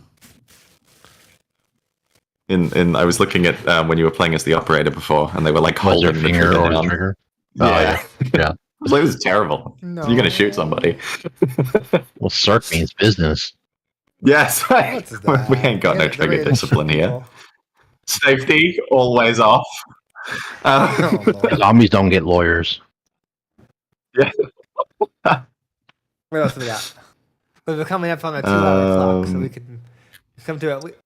Yeah, roughly 10 Yeah, we got about minutes, 10 minutes left. It's kind of like I've not got anything left on the schedule. We just whatever the hell we want to do for the last 10 minutes. If there's any other questions, guys, feel free. We can always end it sooner, but it's like comes to a dead still. Iglis asked a question. You're gonna love this. No. You're gonna absolutely lose your mind. Iglis asked if we'll have the ability to use the sky cranes to build like container Not walls right and now, stuff. but I've been talking about doing containers potentially in the future, where it's like, I mean, Yeah, it's been like every time defensive walls come up, you're like containers. there's a wild Pokemon on the screen. The final scientist. Oh, yeah, Oh, we I know. didn't I'm look just at the showing it scientist because I was going to model. do Michael's Whoops. reports channel, and I forgot to mention it last week. If that's been done, I'm the worst podcast we host. I had literally this had written like down and I a forgot it. 30-minute prep time last night too.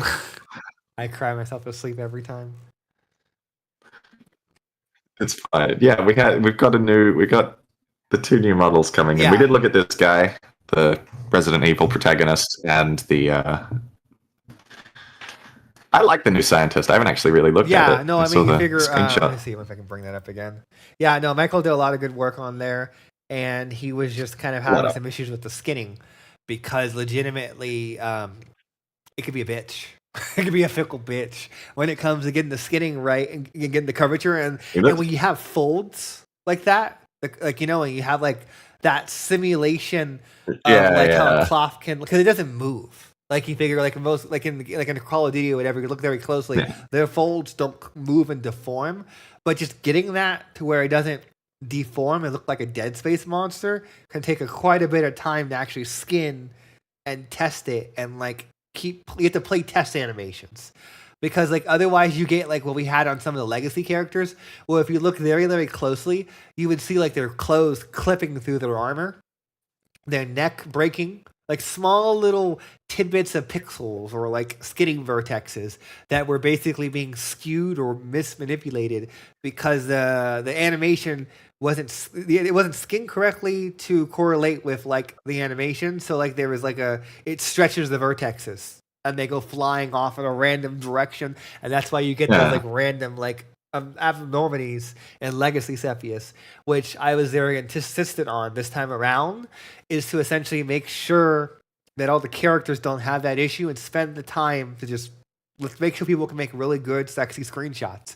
Because there are some screenshots people take on the public Discord that even I put in the loading screen, and if you look very, very closely, you'll see like some errors where like the hands clipping weird, it almost looks like AI art, where it's like little small things that are off in the screenshots, that like something's clipping or that's going through this because like the clothes is deforming because of the skin weighting. So I was really, really key on just Michael spending the time to just test those and try and find as many of them as possible. I mean, you're always going to have something potentially because no one's perfect, but we try to eliminate as much as possible with this second go around. That's pretty much everything I can think of, besides if we have any more questions. Otherwise, we'll wrap it up. So this. Yeah, there's a couple of questions trickling in, but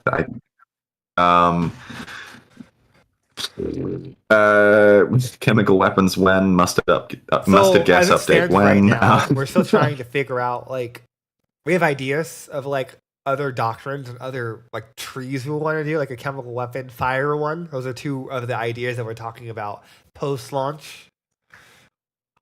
It's gonna be Helldivers, like like the war bonds. No, gonna have like I think we have to figure out how we're gonna do that and then run it through the community to get like their criticism, their feedback, because one of those things where like we're trying to figure out the best, most ethical way of monetizing the game in post launch, but not coming off as greedy or scummy like most companies do nowadays, where they just kind of tread the line. So it's one of those things where like we have to kind of figure that out, because like there have been conversations of like only doing maps, and then there have been some of doing like additional doctrines that are basically just like full on new ways of playing the game. But it's like we have to kind of figure that out internally and then present that to the community and see do they want to support that, do they want that kind of content, and we just kind of go from there. In terms of like, because part of it is basically seeing what people talk about in the general chat, and then coming back to that regularly of like, oh, like that's a good idea, I'll write that down for a future update or something. There was another question I saw it, and it was gone now. Eagles just posted a really great one, actually. When you're playing multiplayer and your friends are playing operator and you're playing as the commander, will you be able to give them Is it like waypoints and waypoints commands? like drawing in like the physical world, or waypoints like drawing on like a tactical map, like in Like selecting like the players and then like giving them like a command, like to like, hey, go. Here's where your objective is. Go take this area or something. I think that'd So- be cool. like a quest arrow, like some kind of way of like, hey, like when you play Battlefield and you have an arrow pretty for much. A, or like a location of the map for A, B, C, whatever. My initial approach was going to be having a tactical map, or like in the operator they press tab or something, and it would come up with a map where everyone can draw on, and basically they can have layers where you could basically like plan out things, and it would be persistent. And then you would have like a scratch board where people can draw things that get auto erased. And then you'd have another one that's like a persistent layer where you can draw out battle plans and erase them like a whiteboard, but it's a top down of the world. But I'm not against what you're saying. Yeah. What I would say is wait till we do Pandemic Light, which is going to basically be a cutout of San Francisco North. We're going to take a section of San Francisco North, and that's going to be like our pandemic test session that we do with like, and then when we do that would be when we scale up and we have a big enough area to where we can field test that and see like, do we need that? Do we need a way what you're basically talking about is a way of like doing it like the three things that you do like in an RTS game where you have like attack here, cover here, like every game has it, or like you do those signal flares. But you're talking about something that persists between, like both of them can see it. Let me think about that. That's not a bad idea. Let me wait till we get to the point of having like a playtest, and then we'll go from there and edit and add as needed. A couple more questions, then we'll wrap it up because we have a couple minutes, like 2 or 3 minutes. Well, yeah, we're just technically it's 1 7 minute minutes. from 11. Oh, well, sorry, my time zone. Remember we 1 started minute late. off now. Oh, that's right, because we started late. I'm looking at See? the OBS thing and it says 1 hour and 54 minutes. Cool. Yeah. Will the silencer get a use Silencer other right than now is being purely pretty? for just eliminating your noise. We did not want to go the gamey. We did not want to go the gamey approach of making it to where it would what am I thinking of? Mitigate damage. That was an intentional choice. We might have to come back to that decision though, because the silencer is fucking OP. Because the problem is that it destroys the noise, and the AI rely on noise to determine where you are. We have a hearing model in the game where, I mean, everything you do makes noise. When you walk and you shoot, explosions, and the infected react to those sounds. And we wanted to make it to where when we had more of the horror elements, the game was a little bit harder. Silencers were your saving grace, but when shit hits the fan, silencers don't really help you anymore. So I guess there's like a compromise there where it's like, it's not like it's a Call of Duty or a Battlefield where like you kill a couple people and you're fine. Like you go on a killing spree in our game, generally the infected are going to be knocking on your door with like a couple dozen infected within, I don't know, like a minute. So it might be fine. I just kind of see how it persists with the operator. But yeah, I think it's fine as it stands right now that I think about it and just kind of talk about it a little bit more. What else we got, Winner? One more question. Mm-hmm. One more Well, question. technically, I gotta pick a good one. It's not long, I guess. We kind of asked all the questions. Most of them. Efren, do you want to say Most anything of these since have you're been here? answered. Just scrolling through. I don't know if he's alive. He could talk about Alcatraz. Oh, Here, I'll invite him to talk, and if he accepts it, that means that he has become one with wanting to speak. he's ready. Right? Oh, he's muted. We tried. well, we tried. We tried. Sorry, Did you want to talk about Alcatraz at all? what's going on? You I guys just already walked talked about around it, or and you just want me to talk about it? A little bit. A Well, little maybe you driving. shouldn't talk about it then. You're driving right now. Because you're driving. No, wait. Why? No, I'm not driving. I was driving. I'm arrived now. Did you want to talk about anything in particular for Alcatraz that you're working on or proud of or whatever? Or I mean, it's getting there. I mean, I was able to get most of that forward operating base done in the last couple of days. Get the layout in. Yep. Just waiting on some feedback for that. And then from there, it's just getting the docks populated and the rest of the island. All the props, street lights, benches, fences, stuff like that. And hopefully by Monday, move on to finishing up the 3D Texturing. models and Yep, texturing. all right. Sounds That's good to the me. Well, I plan, saw I it hope. for the first time a couple hours ago after you had committed from last night. And it's looking really good. Like me and Chris have to still get together because we were after the podcast. We were going to find a random game to play. Halo Wars, Chris? Oh, Or Halo Wars 2? Halo Wars. All right. Or that, or we can play Sims 2. Or there's that. You fucking I'm already playing bastard. Sims right now. I got him addicted to Sims 2. He was like, he doesn't like Stellaris, and I get it. It's like an acquired taste because Stellaris can be overwhelming with the amount of UIs. And I was like, play Sins of a Solar Empire 2 because it's a more combat focused Stellaris. And he was so worried he was not gonna like it, and it's like his crack right now. Like I feel so like fucking audiobook Sins of a Solar Empire 2, fucking all day. And I'm just like, damn, I've created a goddamn monster. It's a good game. It's a beautiful game. Like I love Sins of a Solar Empire 2. No, like I like Stellaris, but I don't have that much time to play it. So like you figure like that game is like you have to have like a week. You gotta have like weeks to play it, enjoy it, take it all in, and not have to like, you know what I mean? So it's one of those things where like I just feel like I can't sit down for that long and play a game anymore of how much things are going on and how much I have to do game design. Where it's like I wake up, do game design, go back to sleep some days.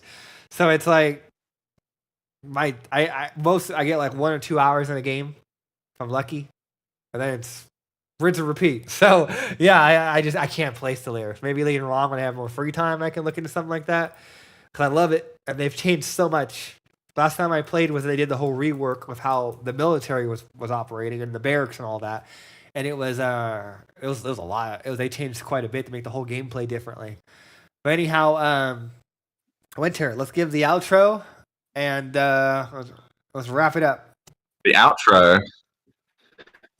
And then with the thank you all so much for coming. Smash that like and subscribe. Oh, and we're on Spotify now. So keep in mind myself. that I just got approval from Spotify to put the podcast up on there. So I'll be putting the link in the announcements and the events going ahead. I'll put it on the Steam post. So if you guys can listen to these podcasts on Spotify, and Spotify has a video/audio feature now, so you can listen to it while you're driving. You can watch it on your computer if you want to. So it's pretty cool there. Again, if you want to support development, check out our Patreon. Consider buying the book on Amazon or on Steam. We have the support packs with the chemos; those help out. You figure we're self-funded. We're an indie team of 6 guys just working on this alongside our day jobs. This is a passion project. We're in it for the long run, and we do appreciate you guys coming to these podcasts, sitting down with us, having this dialogue, telling us what you like, telling us what you don't like, so we can just kind of be informed in terms of like, okay, like what we need to do. And it is a great motivational thing just to kind of see what you guys say and just the amount of love you guys show for the project. But yeah, thank you guys so much for coming. Anything else you guys want to say, Winter or Chris or anyone? No, Excellent. that's brilliantly done. We're now everyone please report What? to the Cirque holding facility for processing. Okay.